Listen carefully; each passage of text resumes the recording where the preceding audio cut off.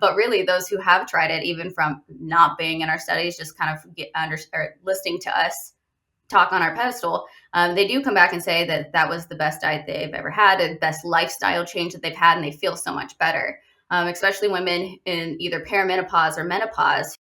Dr. Madison Kackley, a research scientist at The Ohio State University, is specifically studying ketogenic interventions in women. Why? Well, because women aren't the same as everybody else, right? They're not the same as men. We shouldn't expect that whatever intervention we have for men is going to work for women. There are different hormones, different cycle changes. So she and her lab at the She Is Lab at Ohio State are specifically studying what is unique about women and what can we learn from that, and what does that change in terms of using ketogenic interventions. So here's the interview with Madison Kackley. Welcome to Metabolic Mind, a nonprofit initiative of Bazooki Group, transforming the study and treatment of mental disorders by exploring the connection between metabolism and brain health. Thank you for joining us on this journey. All right. Well, Dr. Madison Kackley, thank you so much for joining me today at Metabolic Mind. Brett, thanks for having me. Excited to be here. Yeah. It's my pleasure to have you here. And as we were talking offline, we don't talk enough about ketosis in women and what's different about it and what we need to consider. And I think that's what's a great thing that we can talk about here today. But first, tell us a little bit about you and tell us what the She Is Lab is and why we're here. Yeah, absolutely. So I think everybody on this channel is a fan, but I have worked very closely with Dr. Jeff Volek for, I think we're going on 8 years now. And I was actually his grad students and one of his grad students, and then a research scientist now. And one of the studies that we did pre-COVID was a weight loss study where we worked with Metagenics. They were a ketone supplement company, a pharmaceutical ketone supplement company, and they use ketone salts. So it was a weight loss study, and we had, I would think 7 papers out of that now, and some still pending. But one of the interesting facts that we had, it was just an anecdotal question for the women who were in the study: did your menstrual cycle change? And so after getting 5 of these publications out, I was interested just to see, as we're going through the survey questions, that so many of these women actually had a menstrual cycle change. There was a few of them that actually hadn't had a cycle in almost over a year, and they were pretty perturbed about it. Although we are now seeing how healthy that is, they were pretty perturbed about it, but they were very confused, and that was actually pretty insightful for us. It wasn't something that we were originally looking into. Again, it's just kind of one of the run-of-the-mill questions that we asked in terms of how the diet's going, and so then we decided to do a little bit of background of just looking at the women. When we saw that there was a significant change in the women who were on the ketogenic diets versus the low-fat diet, everybody was hypocaloric, so everybody lost weight. And essentially, when somebody gains their menses back, we're going to usually attribute it to weight loss. But we had 3 different groups, and only the ketogenic diet groups were the only ones to see the menstrual change. So when that happened, there has to be more to this. I also have a personal background. My sister has PCOS, and so trying to look into things that were useful for her. The background obviously shows there's so much targeted towards or influenced by insulin sensitivity, insulin resistance. And so this challenged us to find all of the science that we had done before, but targeted towards women. We really needed to step up our game. So even though we've scratched the surface on quite a bit of ketogenic interventions, women derivatives, that's pretty new to the game. So the She Is Lab essentially started. One of our first studies was not looking necessarily at ketogenic interventions, but just finding trackers essentially that would follow women over their cycle and which ones were the most applicable to different hormones. And that would give us basically the consensus of which non-invasive tracker we would use. It would be great to do studies on women and bring them in for blood draws every single time, but we know that can be a little aggressive for women who are just trying to find answers. So we started with the non-intervention study, and now we're opening up to all of our interventions now that we've used so many cycle trackers to kind of pinpoint which ones would be the most useful. Yeah, and I'm so glad you mentioned Dr. Jeff Volek. We're a big fan of his here. We've had him on the channel a number of times, and he's doing his research study at Ohio State on ketogenic interventions for college-age students with depression. Mm-hmm. So you can see how when you're dealing with a population that has their menses on a regular basis, you can't just treat the men and the women the same. You have to treat them differently depending on what's happening in their cycle. So I'm curious to ask him when I get to talk to him more about that study if he saw a difference. But I'm sure that speaks to exactly what you're doing. And so you're talking about how women can regain their cycle, but also how everything else is impacting their health, how the ketogenic diet impacts their health in so many other ways, depending on where they are in their cycle. So have you seen changes with that as well? I know maybe you haven't studied it specifically, but sort of anecdotally, have you seen changes about how it impacts people in other ways? Yeah, actually, because of that finding, it started with the menses because it's the most obvious and most potent change, right? But then we have branched out to specific studies in postpartum depression, just looking at mental health in general and women that across the phases. Even in the study that we're looking at now, that doesn't actually have a intervention associated with it, we do take surveys during each phase of their cycle. So we have found quite a few interesting markers that have popped up. And again, we've just started these studies the last 2 years, so we don't have necessarily enough to validate anything, but that's essentially why we're doing it. These studies are ongoing. So we have a study that is in postpartum depression, a study looking into perimenopause, obviously the study looking into PCOS. We're also looking at the correlation between polycystic kidney disease and PCOS, because women who have polycystic kidney disease tend to have quite a bit of hormonal issues, hormonal imbalances. And honestly, they're physicians, and we're working one. She's very lovely, Rima Kang, who is actually seeing these things, but they aren't getting noticed by other physicians. So essentially, we're utilizing this She Is laboratory to kind of add this insight and add this perspective to their typical care, or what would be standard of care. Yeah, I think that's fantastic. I love how you're expanding and studying so many different aspects of how this makes a difference and how we have to think of it differently. Now, to go back to the menstrual cycle for a second, though, so I think we can look at this in two different ways, right? If somebody has obesity or has PCOS and they have irregular menses, and then they go on a ketogenic diet, we often hear, and there are studies showing that they can improve their menstrual cycle or resume their menstrual cycle. But on the other hand, if somebody, we hear these reports all the time on social media or whatever, keto wrecked my hormones and keto destroyed my menstrual cycle and wrecked my hormones. So I think we've heard it from both sides of the equation. So I'm curious how you sort of make sense of that one intervention has been reported to have, differing results, basically. Right.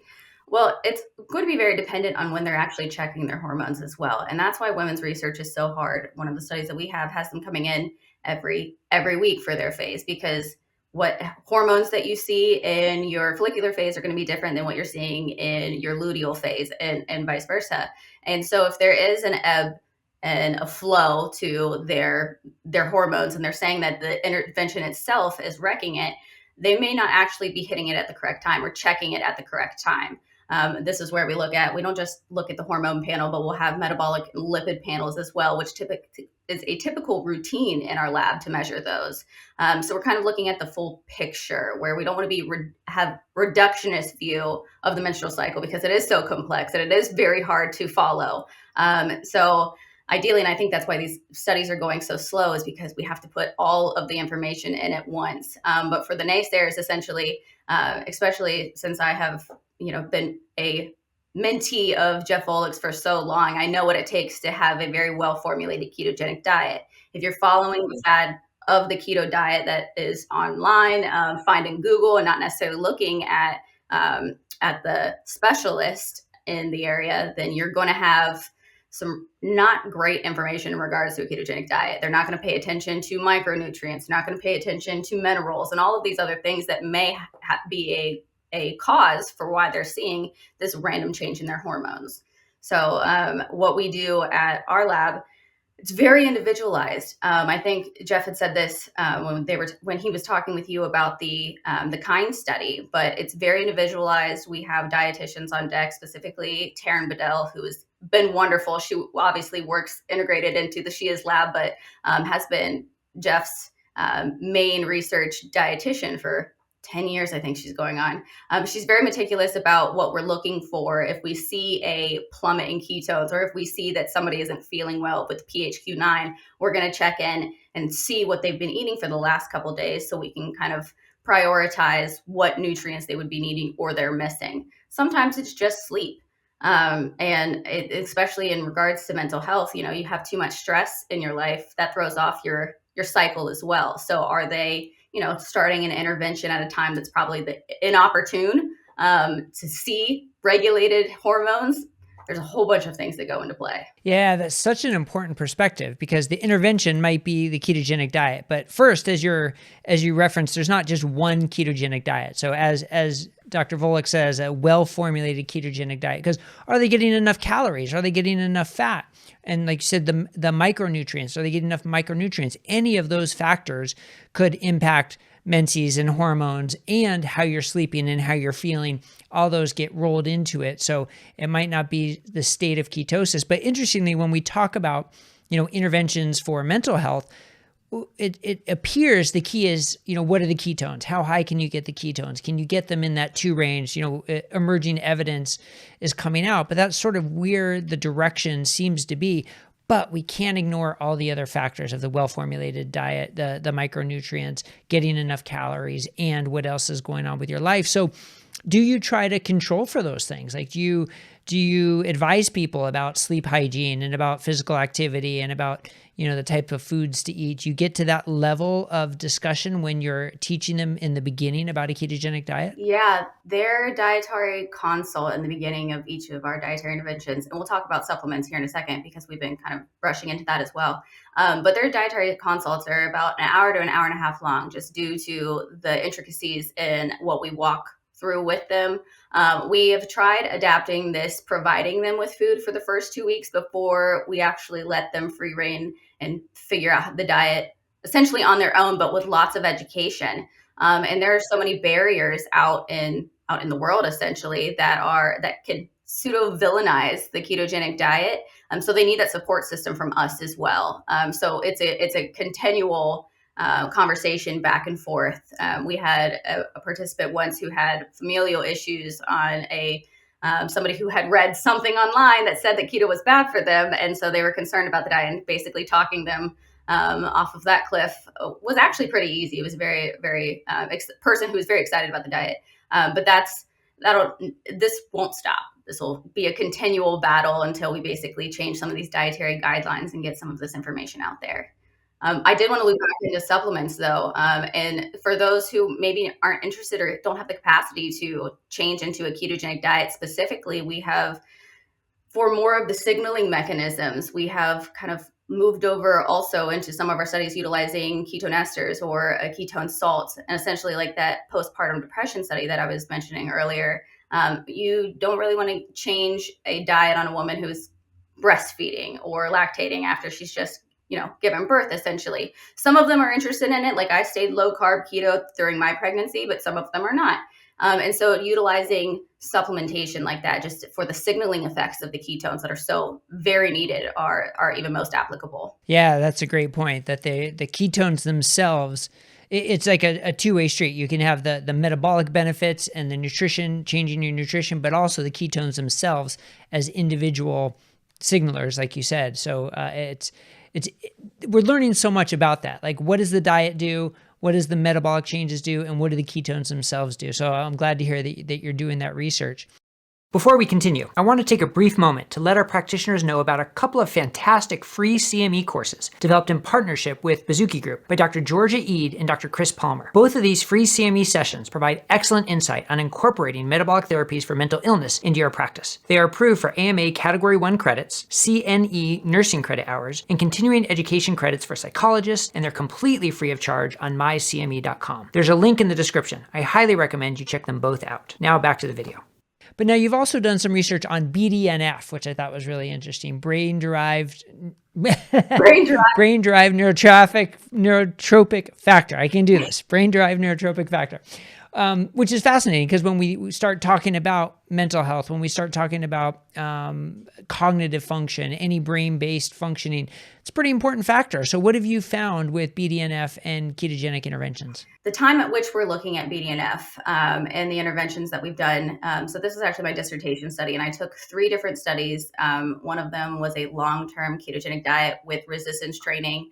Next was an acute supplement study with a quick physical performance, albeit aggressive physical performance. The other was the weight loss study.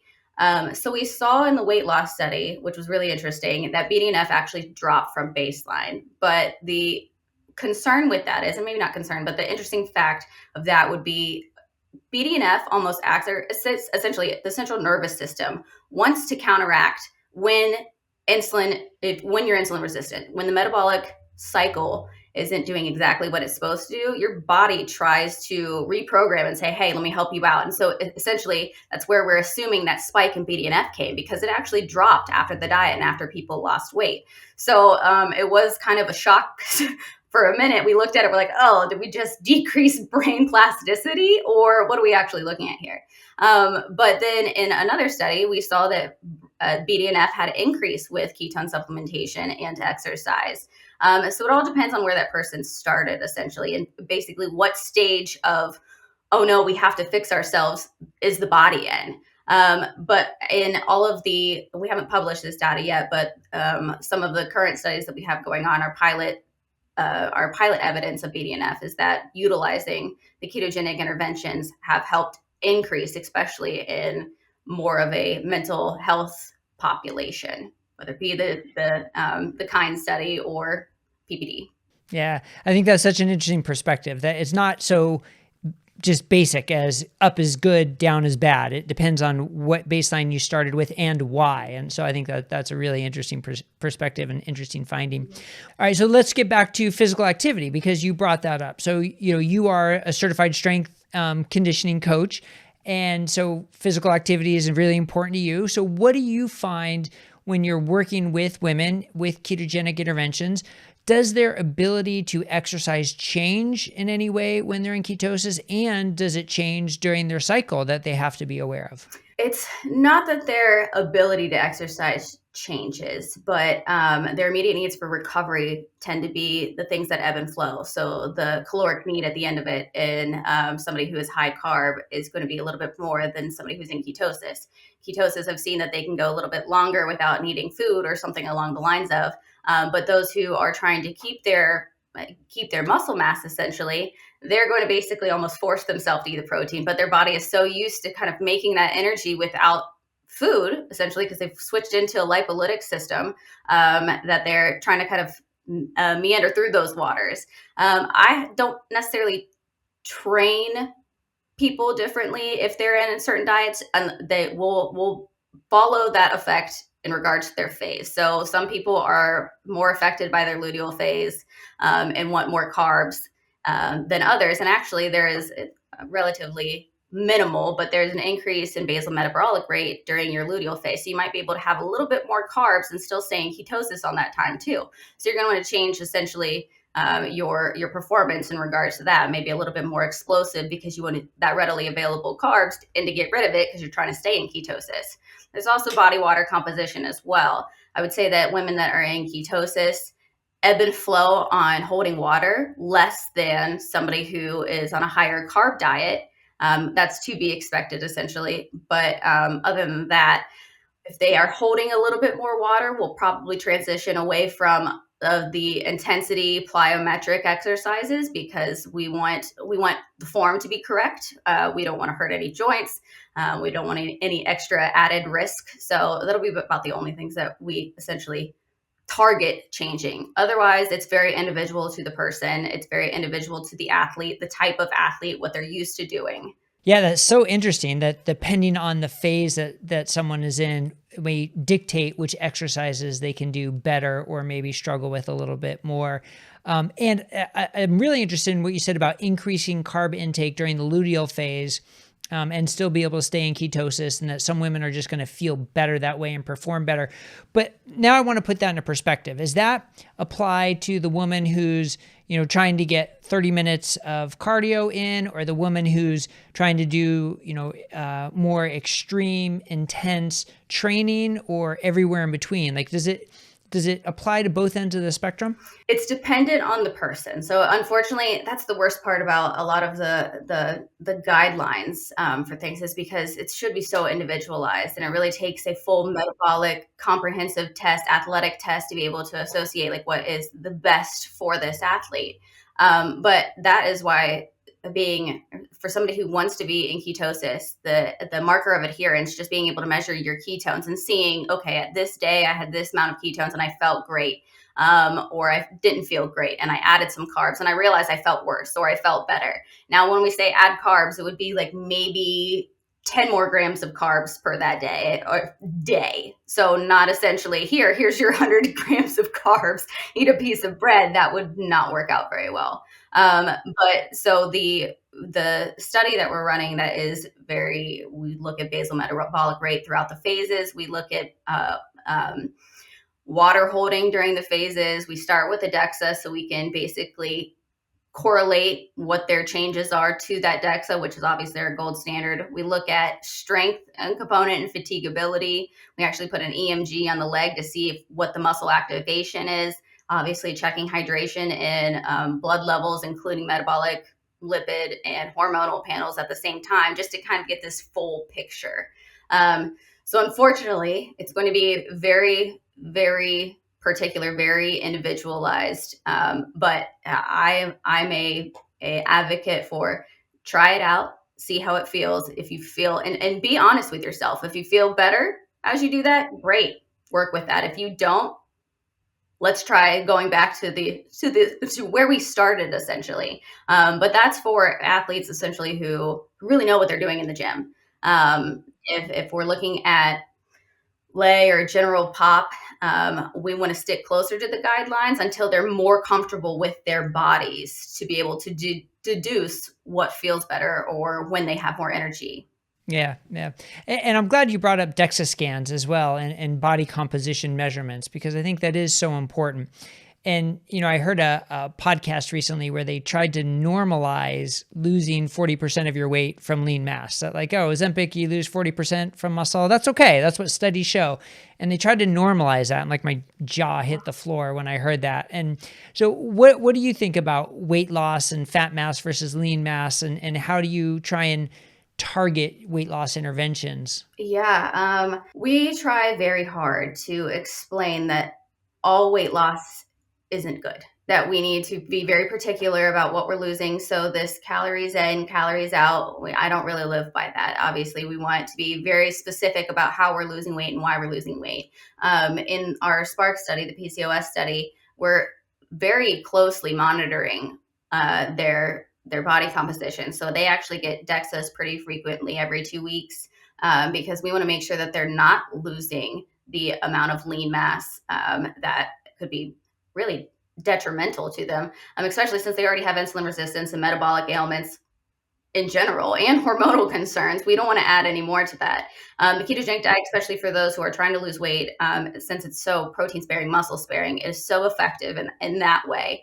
But we have women who come in, not even from our studies, but just from the public looking for a DEXA scan, because they're very interested in it, and they've lost weight, but they feel worse about their bodies. They've lost weight, but they feel squishier and they feel weaker. And unfortunately, to get their doctors to prescribe a DEXA and insurance to pay for it, it's crazy, crazy expensive. So they come to Ohio State essentially to get that scan and have us kind of talk through with them like what we should be looking for. And obviously, they ask for dietary recommendations most of the time. And I always preface that we are the ketogenic diet lab, so we're probably going to be biased. But really, those who have tried it, even from not being in our studies, just kind of listening to us talk on our pedestal, they do come back and say that that was the best diet they've ever had, the best lifestyle change that they've had, and they feel so much better. Especially women in either perimenopause or menopause who the preventative care that's out there now, or the preventative, awareness that's out there now was not there when they felt that they could have used that preventative explanation, the diet explanations, the exercise prescriptions. They're like, I feel like I'm at a loss. I'm at the end of my game here, and I'm just looking for something to pick me back up. And so a lot of those women come into our lab and basically get very excited about the evidence that we have to offer. Yeah. Yeah. So important. Yeah. I'm glad that you're really focusing on the body composition and helping people lose weight in the healthiest manner possible. Especially as people age, as we know, strength, bone health, so important, not just for metabolic health, but for frailty and for thriving, as we age. So, well, I am thrilled to meet you and have this discussion and learn about what you're doing at the She Is Lab at Ohio State to focus on ketogenic interventions in women, so we can learn so much more about it. So if someone wants to learn more about you and all your work, where could you direct them to go? Yeah, you can find us at u.osu.edu/She Is Laboratories. We're also on Instagram, sheislabs.osu. We're also on Twitter with the same exact tag name. But otherwise, we filter all over the OSU website as well. You can find the low carb OSU website between Jeff's lab, has ours integrated in with it if you're interested in some of his stuff as well. Fantastic. And you have so many studies going on, so many irons in the fire right now. I will have to have you back when when these studies get published to hear about all the exciting work you've done. So thank you so much and keep up the great work. Thanks, Brett. Can't wait.